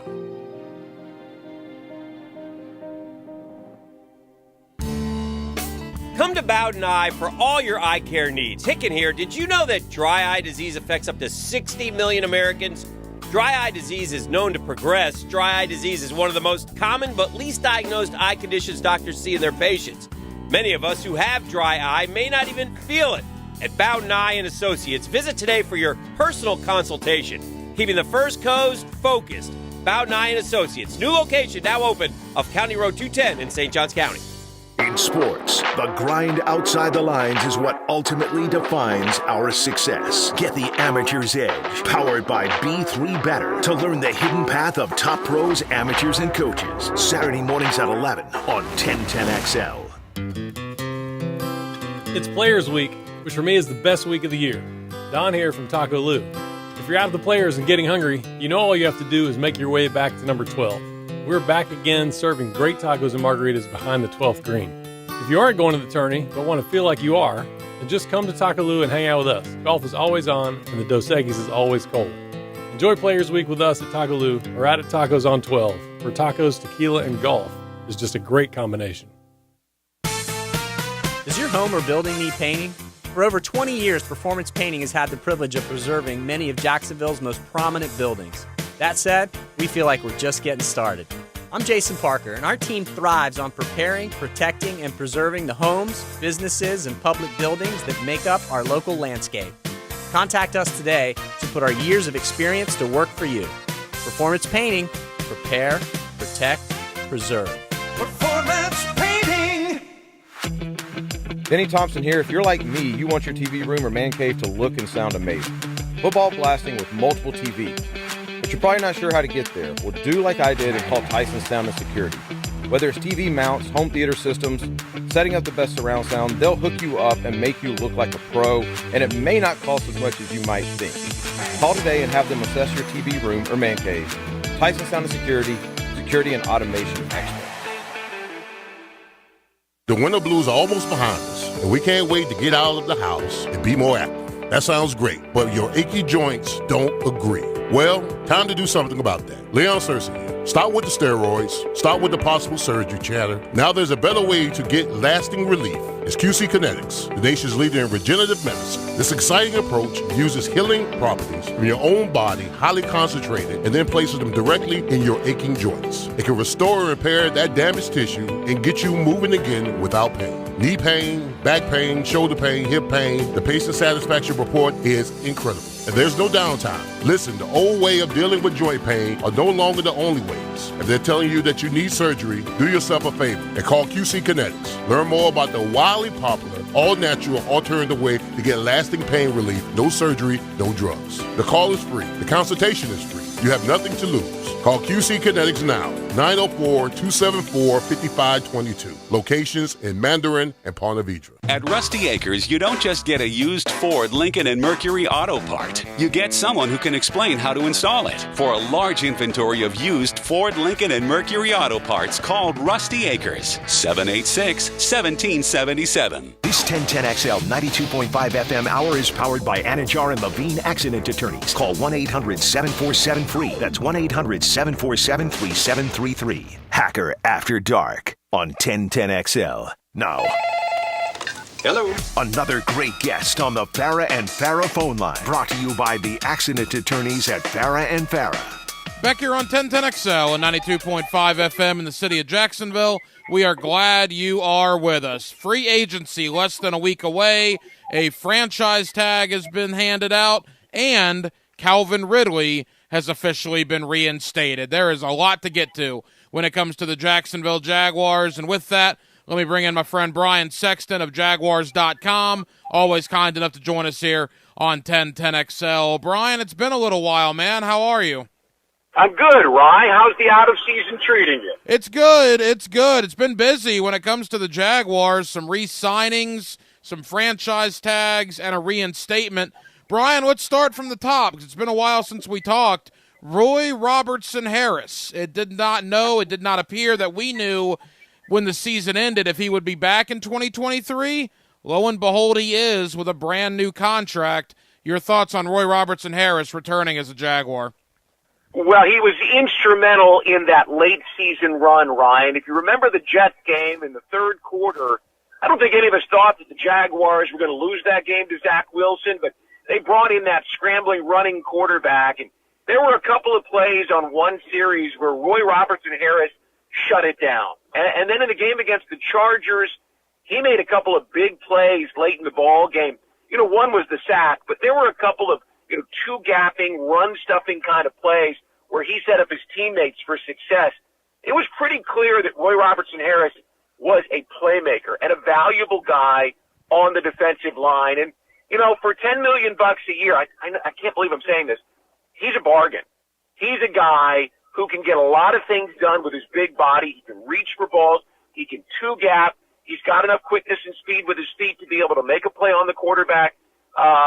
They got a good deal with him, and I think when you start looking at your options, no matter whether you're playing more of a 4-3 or a 3-4 front, Roy Robertson Harris is the kind of guy you want. It's interesting. The last time you and I talked, they were $30 million or so over the cap, and it's funny how that can just evaporate with a couple of restructurings. Roy Robertson Harris was one, Oluwakan, Kirk, Sheriff, Zay Jones, all the restructurings, and all of a sudden that $32 million, Brian, went completely up in the air. Yeah, they're still tight to it this year, Ryan, because they're one of two teams, the Bengals being the other team, and it's no coincidence they're both small market, communities, that hadn't pushed money forward. In other words, they had claimed what they had paid in the year that they had paid it. Well, when you start to get to this point where you've got guys, and a quarterback in particular, now you got to start playing some caponomics, and that's what the Jaguars are doing. If you remember nothing else I say about this, it's cash over cap. Because if you can pay a guy up front, in other words, if your owner has enough liquidity and the willingness to spend cash. You can do deals where more money is paid down the line, or you can shrink a cap figure. For instance, a guy like Roy Robertson Harris or a Christian Kirk, you can shrink it by taking their base salary, converting it to salary or to signing bonus, and then pushing it out evenly, amortizing it over the length of the contract. You can play all kinds of games, but you got to have the cash, and this owner has it, and he's willing to spend it. Brian Sexton, Jaguars.com, here with us on 1010XL in Jacksonville. Brian, a couple of under-the-radar re-signings, but important nonetheless. C.J. Beathard, JaMycal Hasty will both return. Beathard, to me, that's huge for familiarity and for comfort for Trevor Lawrence. And as far as JaMycal Hasty goes, Brian, I thought he showed some things towards the end of last year. I'm happy he's going to be back in 2023. Yeah, they like him because he's a guy who has speed. If you recall that 60-yard off-tackle touchdown that he had in Indianapolis back in October, he's also got some power, and he's a good receiver out of the backfield. He made that touchdown catch against the Cowboys. So he's a versatile guy. He's not very expensive, but he does a lot of the things that they want to do. And most importantly, Ryan, he's really strong in pass protection, which means that you can put him on the field in any situation, on any down, and not worry. You know, compare that with a guy like Snoop Connor.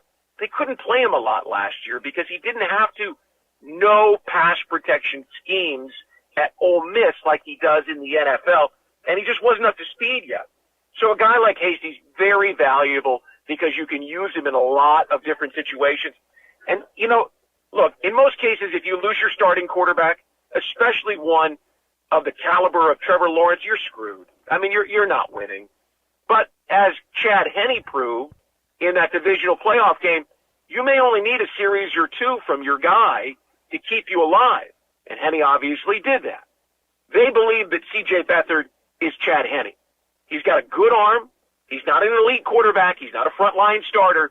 But if you need to put him in and keep the game going, or the season going if he has to play for a game or two, they really like him.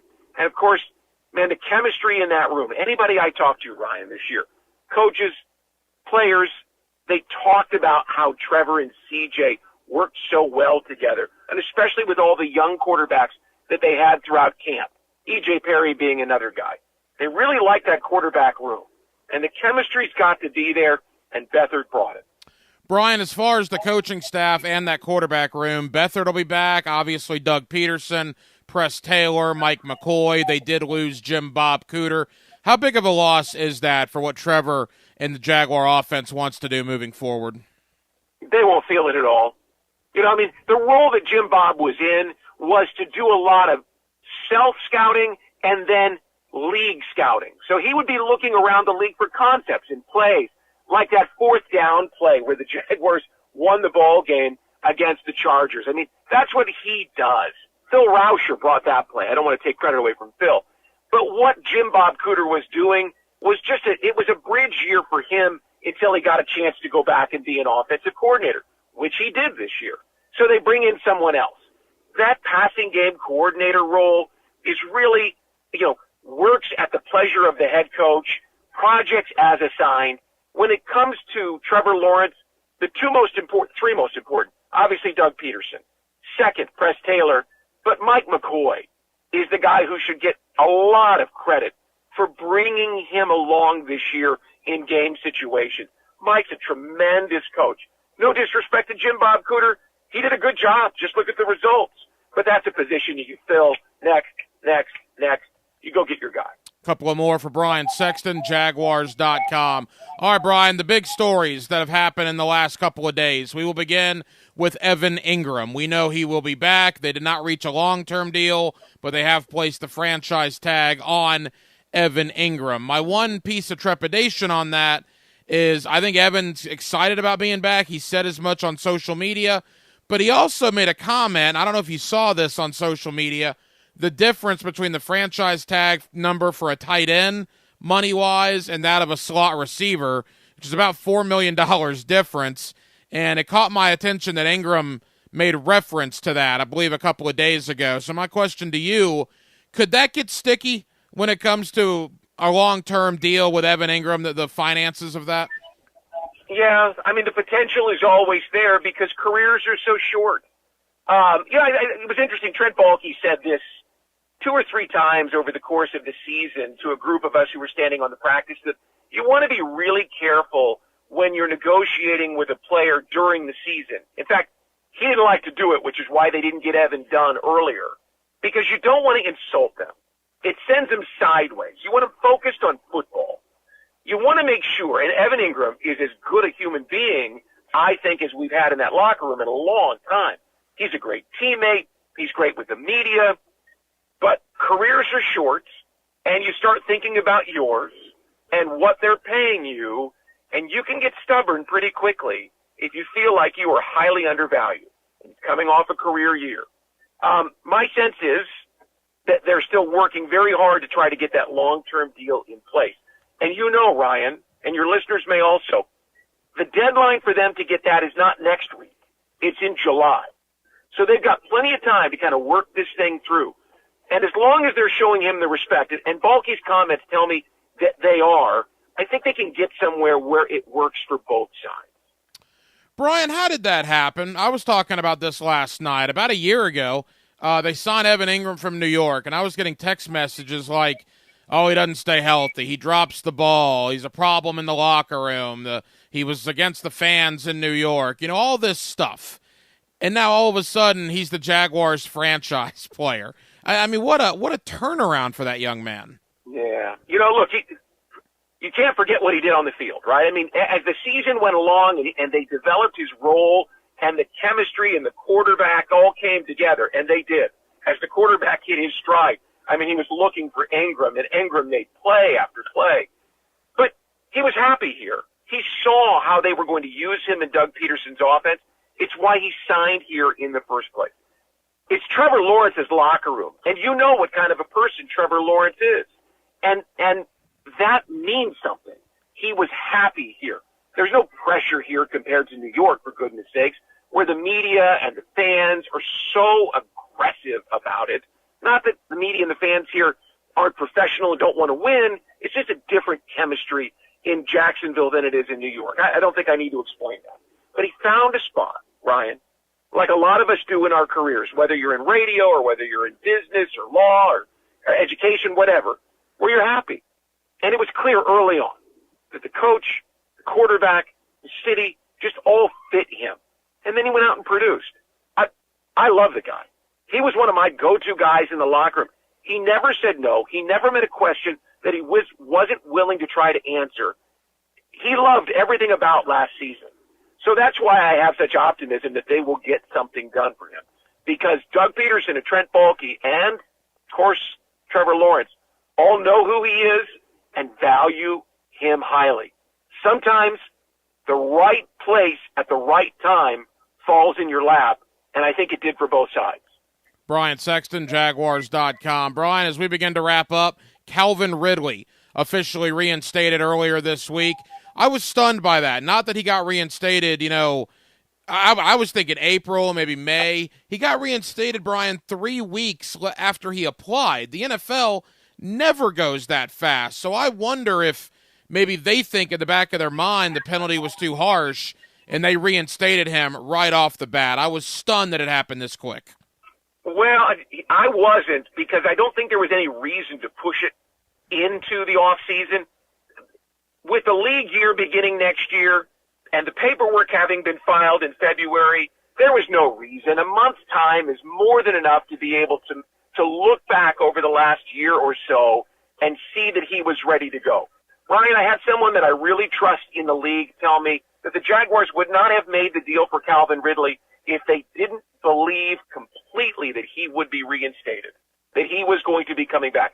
Somewhere in the league office, they said, hey, look, nothing's 100%, but the kid is on track. You can expect that he's probably going to sail through the process. There was no reason to push it.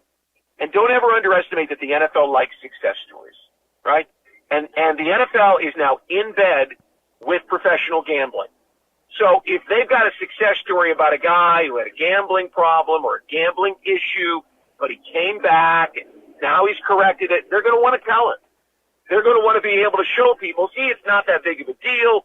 We can have this kind of a problem. We can overcome this problem. The NFL is going to use this to their benefit. They're letting the Jaguars benefit and Ridley benefit from it. Really, I can't see any reason not to do it right now. You don't need to dig anymore or drag this process out. He's been out for more than a year.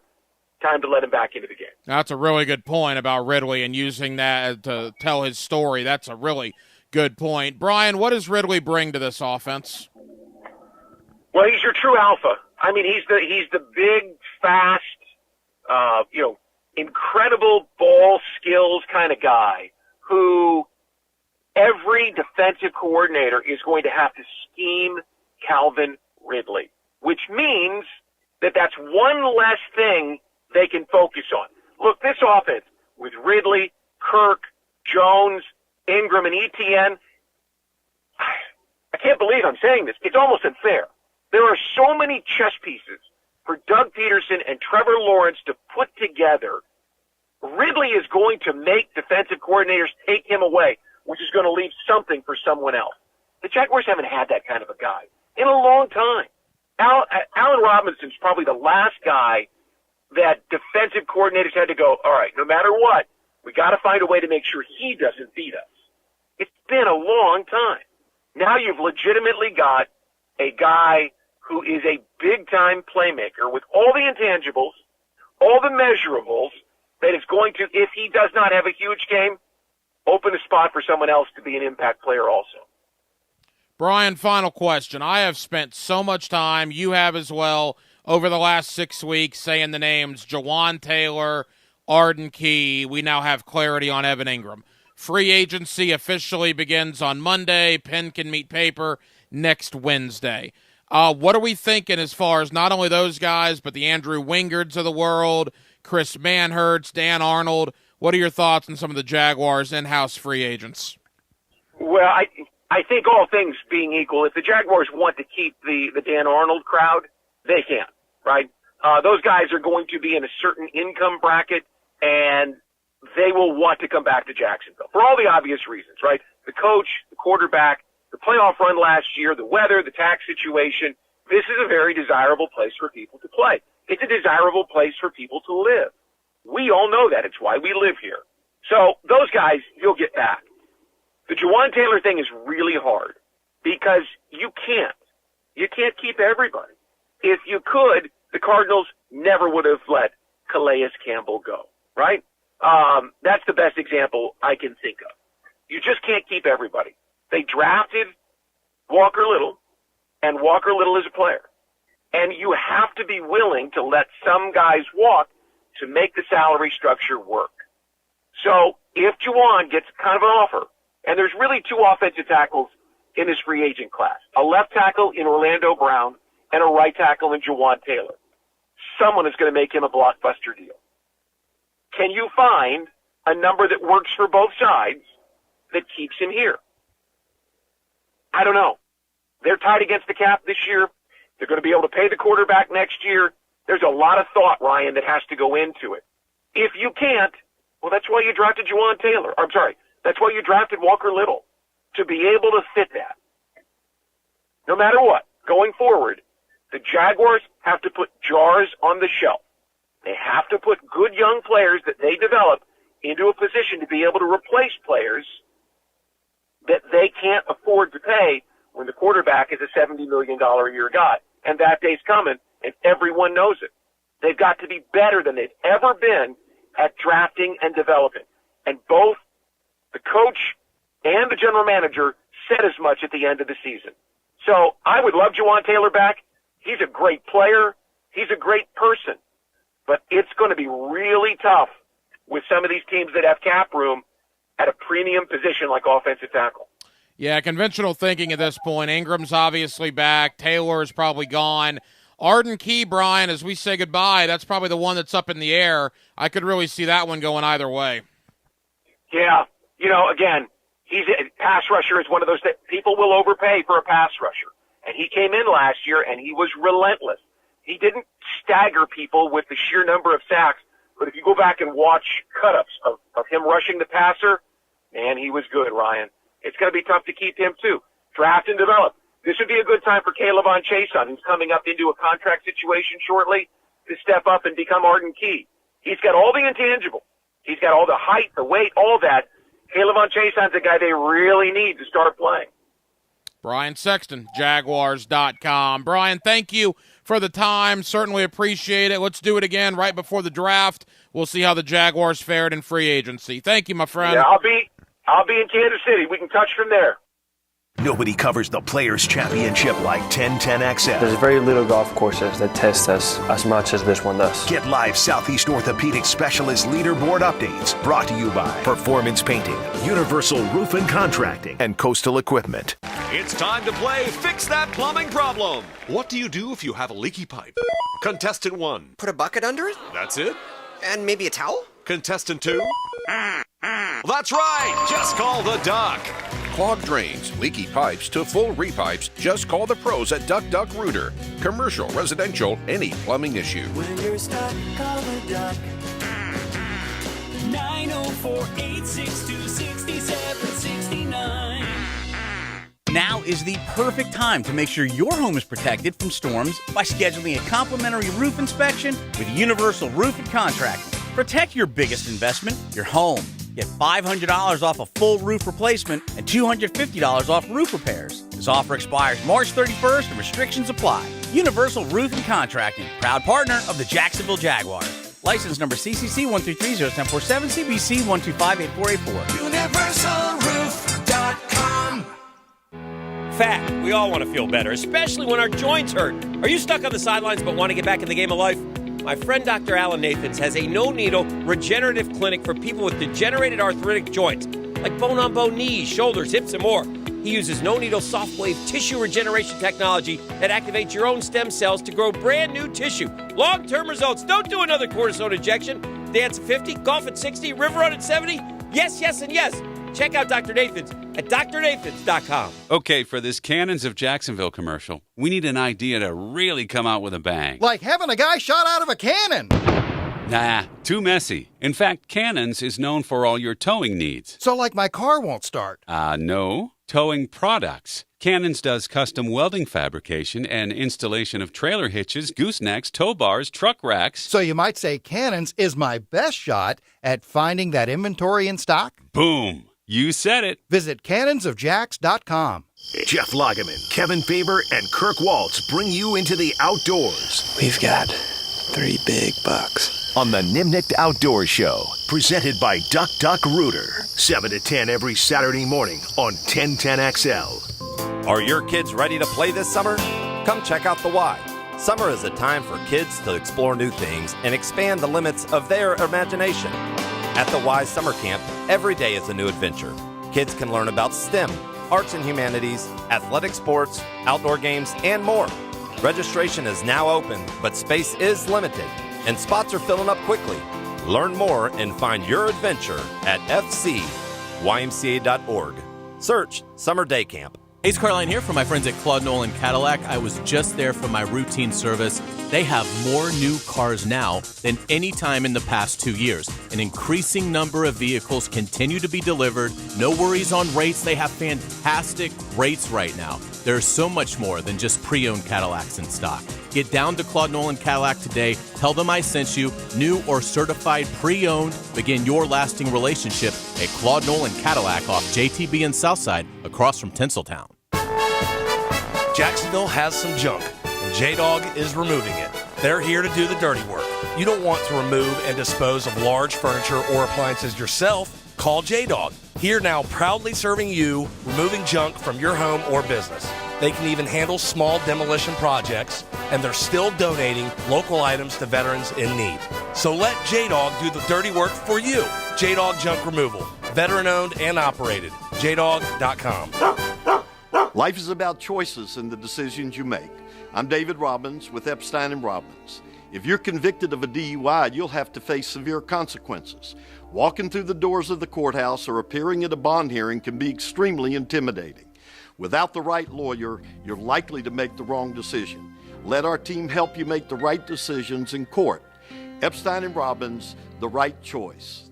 Epstein & Robbins, fighting for your rights since 1975. Men, if you're struggling with erectile dysfunction or PE and frustrated taking pills that don't work, Prime Men's Medical Center offers breakthrough medical treatments that effectively treat your problem. 98% of patients experience immediate results during their first office visit. And for a limited time, your initial consultation and first treatment are completely free. Listen to a specialist in men's health. I'm Dr. Rubinsky. The physicians at Prime Men's Medical Center offer the most advanced treatments that eliminate ED and PE. Now men are lasting 30, 60, 90 minutes or longer, regardless of age or medical history. Guys, to eliminate your frustration in the bedroom, call Prime Men's Medical Center now to take advantage of this exclusive limited-time offer. Your initial consultation and first treatment are totally free, and you'll see instant results right in the office. Call now, 904-664-8217. 904-664-8217. That's 904-664-8217. This 1010XL 92.5 FM hour is powered by Anajar and Levine Accident Attorneys. Call 1-800-7473. That's 1-800-747-3733. And thank you to Brian Sexton, Jaguars.com, for joining us tonight here on Hacker After Dark. And yeah, it really is amazing. You know, the season in Kansas City ended about 6.5 weeks ago, and everything that's already transpired, the re-signings of C.J. Beathard, JaMycal Hasty, the extension for Roy Robertson-Harris, the departures of some coaches, including Jim Bob Cooter, but yet the biggest ones, everybody was talking about $32 million over the salary cap. Well, not anymore. After all the restructurings, Evan Ingram gets franchised, Calvin Ridley gets reinstated. Calvin Ridley, by the way, was at the facility today. I don't know if you saw that on the Jaguar Twitter page, but he did the tour of the facility. You should have seen the excitement in the video, and I'm sure you can see it there at the Jaguars Twitter page, the excitement that Doug Peterson and Trent Baalke had when Calvin Ridley arrived. But just so much has gone on with the Jaguars, and now free agency begins. The negotiation period on Monday. People can agree to terms, and then pen can meet paper on contracts 1 week from today, next Wednesday. So we are right in the heart of the NFL offseason. There is no question about that. Well, that'll just about wrap it up on what has been a very busy Wednesday night edition of Hacker After Dark here on 1010XL and 92.5 FM. Again, thank you to my friend Brian Sexton of Jaguars.com. Always appreciate Brian's perspective on the Jaguars here on Hacker After Dark. My man Joe Coward, you hear him every day on XL Primetime. We are well inside of 12 hours until the Players begins opening round tomorrow out of the stadium course at Sawgrass. We'll see what happens. John Rahm looks very good coming in. Of course, you got Rory McIlroy. Jason Day has looked good as of late. Could he win another Players' Championship? We will see as first-round action begins tomorrow morning. And Sam Munson, lead analyst of ProFootballFocus.com. We kind of did a blueprint for the Jaguar offseason. If you missed that conversation, Jaguar fans, I would highly recommend it. Just go to 1010XL.com's on-demand page. Sam is very busy this time of year, and we certainly appreciate him making time for us on Hacker After Dark. We'll be back tomorrow night on a Thursday, and we will do it all over again. Dylan Denmark was your producer tonight. Dylan, great job as always. I'm the Hacker Ryan Green, and Jacksonville, thank you for spending part of your Wednesday evening with us right here on Hacker After Dark on 1010XL and 92.5 FM. So for all of us here on HAD, have an absolutely terrific remainder of your Wednesday evening, and we will talk to you tomorrow night on a Thursday, beginning at 8 o'clock. Until then, good night, Jacksonville.